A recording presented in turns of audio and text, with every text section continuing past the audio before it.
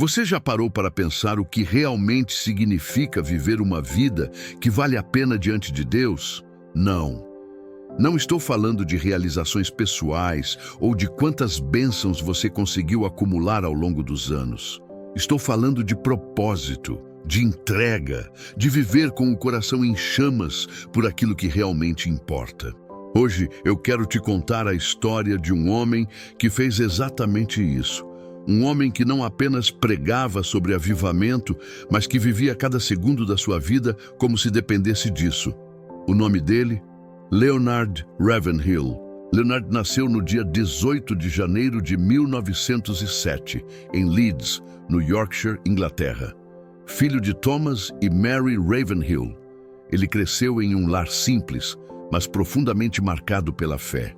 Seu pai era um exemplo de homem que levava Deus a sério. Muito a sério.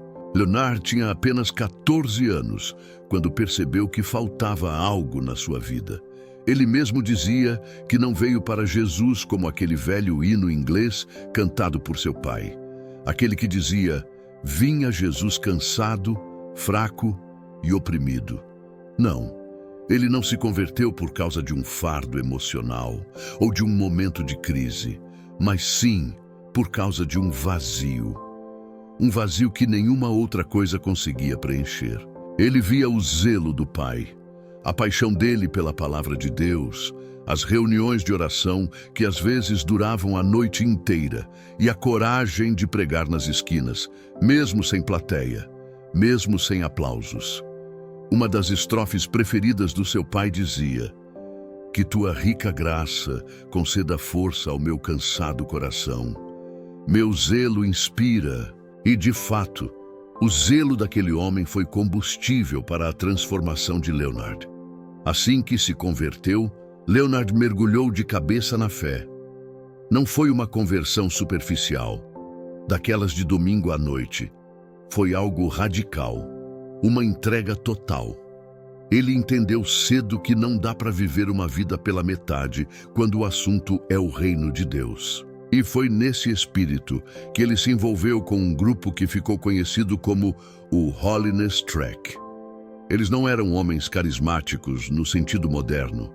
Não falavam em línguas, não faziam shows.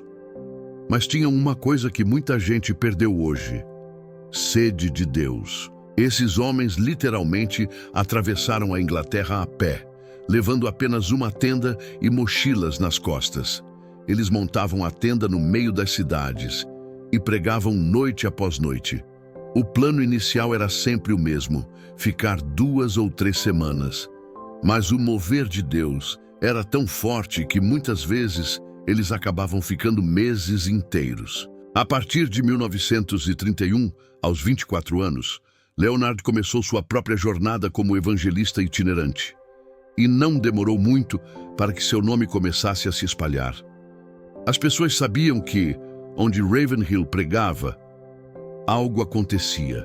Ele era conhecido por sua pregação poderosa, apaixonada, corajosa, sem medo de confrontar, de sacudir as estruturas e de despertar os que estavam espiritualmente adormecidos. Leonard tinha um jeito muito peculiar de lidar com convites para pregar. Muitas igrejas só o convidavam uma vez. Não porque ele fosse descompromissado, mas porque sua mensagem era direta, confrontadora e, para muitos, incômoda. Ele mesmo costumava citar as palavras de Jesus: tenho muitas coisas para vos dizer, mas vocês não podem suportá-las agora.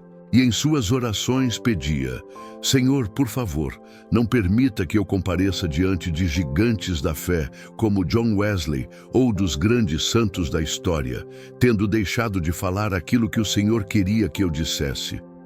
Leonard não tinha medo de perder convites, de desagradar ou de parecer radical demais.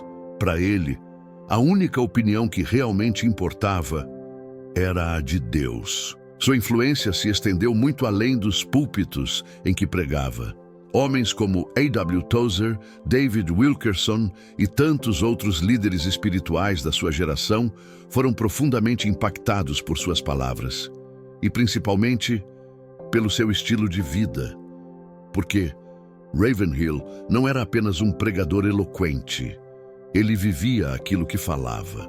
Sua pregação girava em torno de 3 pilares fundamentais: a suficiência absoluta das Escrituras, o arrependimento genuíno e a santificação como estilo de vida. Para ele, sem santidade, era impossível agradar a Deus. Mesmo vivendo numa época em que a tecnologia não invadia a mente das pessoas como hoje, Leonard já alertava sobre os perigos do entretenimento vazio, sobre como os cristãos estavam sendo seduzidos por coisas pequenas, superficiais, que roubavam o foco e enfraqueciam a alma. 2 temas foram constantes ao longo de todo o seu ministério: avivamento e oração. Leonard era um homem de estudo, lia as Escrituras diariamente, era apaixonado por bons livros cristãos, mas o que mais chamava atenção era sua vida de oração. Pessoas próximas afirmam que ele passava mais tempo orando do que fazendo qualquer outra coisa enquanto estava acordado. 2, 3, 4 horas por dia. Não era exceção, era rotina. Um amigo chegou a dizer: Leonard foi o único homem que eu conheci que orava mais do que estudava. E mesmo com todo esse tempo de oração e estudo, Ravenhill nunca esqueceu de um princípio simples, mas devastador: conhecer sobre Deus.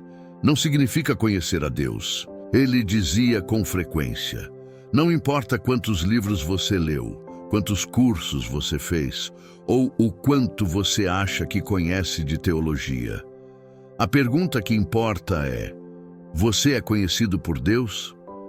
Em seu escritório, quando recebia pessoas de várias partes do mundo, a primeira pergunta que ele fazia era sempre a mesma: você conhece Deus? Não. Não estou perguntando sobre seu currículo, sua formação acadêmica. Estou perguntando: quando foi a última vez que você teve um encontro real com Ele? Quando foi a última vez que você se prostrou em sua presença e sentiu o peso da sua glória? O ministério de Ravenhill foi marcado por uma urgência em despertar a igreja da sua letargia espiritual, uma urgência em chamar as pessoas ao arrependimento genuíno, uma urgência em ver um avivamento real, profundo, transformador. Ele denunciava o evangelho fácil, o evangelho do venha e receba, o evangelho que só fala de bênçãos e ignora a cruz, o sacrifício, a renúncia. Uma de suas frases mais marcantes dizia: Deus trará à luz não apenas as nossas obras, mas também todas as intenções ocultas do coração. Muitos ministérios grandiosos irão ruir diante de Deus naquele grande e terrível dia. Leonard nos lembrava constantemente que a eternidade é real, que o juízo é certo e que, como ele mesmo orava, Senhor, ajuda-nos a viver com os véus da eternidade sempre diante dos nossos olhos. No dia 27 de novembro de 1994, Leonard Ravenhill partiu para a eternidade, e em sua lápide está gravada uma pergunta que deveria ecoar na mente de todos nós. Todos os dias, as coisas pelas quais você tem vivido valem a morte de Cristo? Essa é a pergunta que eu deixo para você hoje. Se esse vídeo falou com você, curta, compartilhe com alguém que precisa ouvir isso e se inscreva no canal para continuar recebendo conteúdos que desafiam e despertam a nossa fé. E, se quiser continuar nessa reflexão, já clica aqui no vídeo recomendado. Te espero lá.